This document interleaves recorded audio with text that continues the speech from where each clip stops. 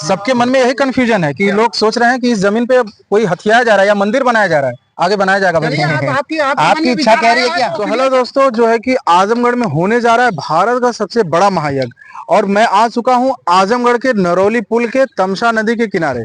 और यहाँ पे हो रहा है जो है कि बहुत ही बड़ा महायज्ञ, जो कि यहाँ पे आ रहे हैं हमारे जो उत्तर प्रदेश के मुख्यमंत्री योगी आदित्यनाथ जी, और बागेश्वर धाम के पीठाधीश्वर श्री धीरेन्द्र शास्त्री भी जो यहाँ पे पधार रहे हैं। तो आइए, मैं यहाँ पे जो है कि कुछ बाबा जी हैं, तो उनसे आप लोगों को हम परिचित कराते हैं। आइए। तो बाबा जी, आप यहाँ पे बताइए इस यज्ञ के बारे में, इस यज्ञ की महानता के बारे में कुछ अपना शब्द रखिए। महानता में बाबू, ये आजमगढ़ की धरती है ना, ये स्वयं आज अपने आप में कलयुग में एक महानता है। तो बाबा जी, मेरा एक क्वेश्चन था, तो कई लोग जो मेरे फॉलोअर्स हैं, तो उसमें लोग पूछ रहे हैं कि यहाँ पे जो महायज्ञ हो रहा है, तो इसके बाद यहाँ पे यह सबको कंफ्यूजन है कि यहाँ पे मकान या कोई मंदिर कुछ बनने वाला है, कि वो होता है ना कि हथिया लिया जाए, ऐसा कुछ। तो क्या ये चीज सही है या फिर अफवाह है? हाँ, एक ही चीज हथियाना के पीछे पड़ा हूँ, सनातन। सनातन, हाँ, सनातन हथियाना। और सनातन हथियाना है मुझे, क्योंकि सनातन ही को एक करना है। ये जमीन जायदाद क्या मैं लेके ऊपर चला जाऊंगा सरकार? सनातन का धर्म लेके जाऊंगा, धर्म लेके करूंगा, धर्मगत रहूंगा, तो मेरा आप सबका सम्मान एक साथ होगा। बना रहेगा तो दूसरे आएंगे। यहाँ कोई जातिगत विशेष नहीं होना चाहिए, जातियों में नहीं बटिए, सिर्फ एक बनिए, सनातनी बनिए। सनातनी बनिए। जातियों से आपका क्या भी हो जाएगा बताए? आप जब माँ के गर्भ से पैदा होते हैं तो आपको पता होता है आपकी कौन सी जाति में है?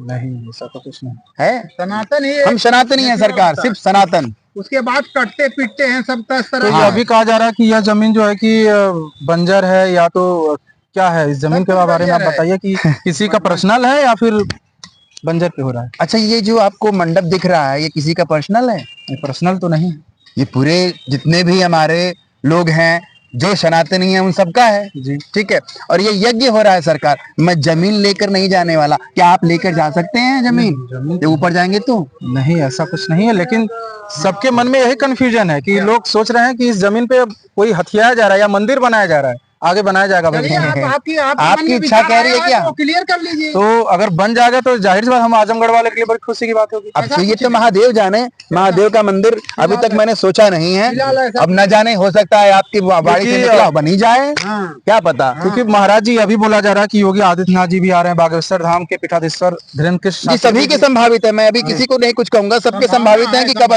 सब, मतलब कि अब आप ये सोचिए, आपके भारत में 9 दिवसीय 108 कुंडीय रुद्रचंडी ये यज्ञ जो है पहली बार हो रहा है।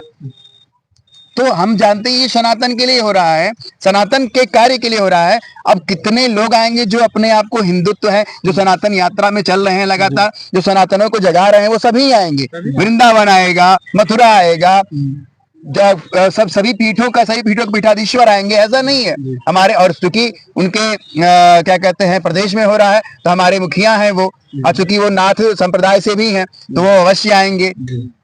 तो लोगों का यह भी कहना है कि यह महाराज जी यहाँ पे आ रहे हैं तो वोट बैंक के लिए आ रहे हैं, तो क्या ये चीजें कुछ सही है? ठीक है, सोच है, बिल्कुल बिल्कुल आपकी सोच बिल्कुल सही है, बिल्कुल सही है। हम सनातन के लिए आ रहे हैं, वोट बैंक के लिए नहीं आएंगे, वो सनातन के लिए आएंगे। आप यह बता दीजिए हमारे दर्शकों को कि ऐसा कुछ नहीं है, क्योंकि लोग भ्रम पाले हुए हैं कि महाराज जी आ रहे हैं वोट बैंक के लिए आ रहे हैं। जी नहीं, सनातन के लिए आ रहे हैं महाराज जी, क्योंकि उनको पता है इस यज्ञ का महत्व क्या है, क्योंकि वो स्वयं एक पुजारी हैं, स्वयं अर्चक हैं।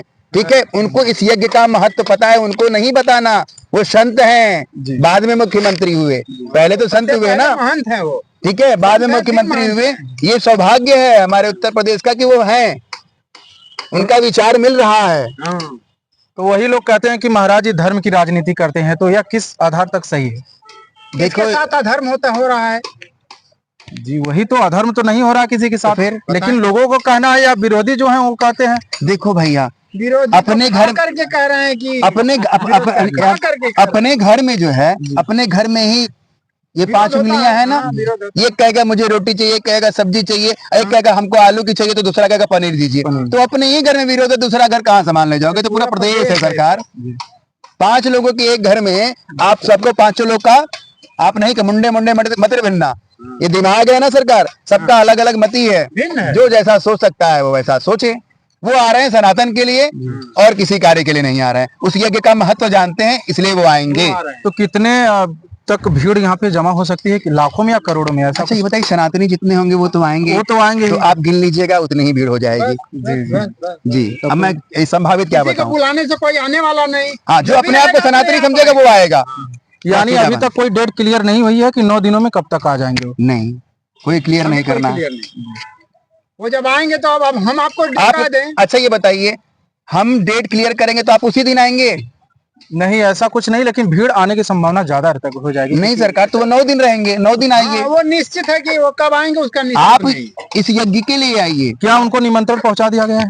किसको? बाबा जी और बागेश्वर बाबा धाम- जी? सब तो बाबा ही आ रहे हैं। योगी आदित्यनाथ जी और कोई जो है कि निमंत्रण नहीं बागेश्वर गया, धाम कोई बात कोई निमंत्रण नहीं गया अभी आपका? कोई निमंत्रण नहीं गया। नहीं, कोई निमंत्रण हम सनातन के लिए उठे हैं, सनातन के लिए जगेंगे, सनातन के लिए जाएंगे। अब आप सोचिए, इस 9 दिवस में 35 कोटि देवता यहीं आपके साक्षी बनेंगे।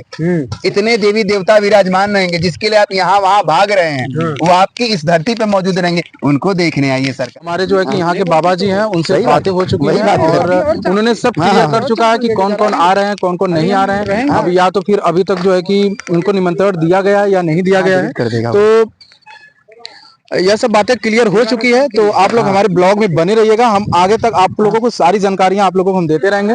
तो धन्यवाद, जय श्री राम, राधे राधे।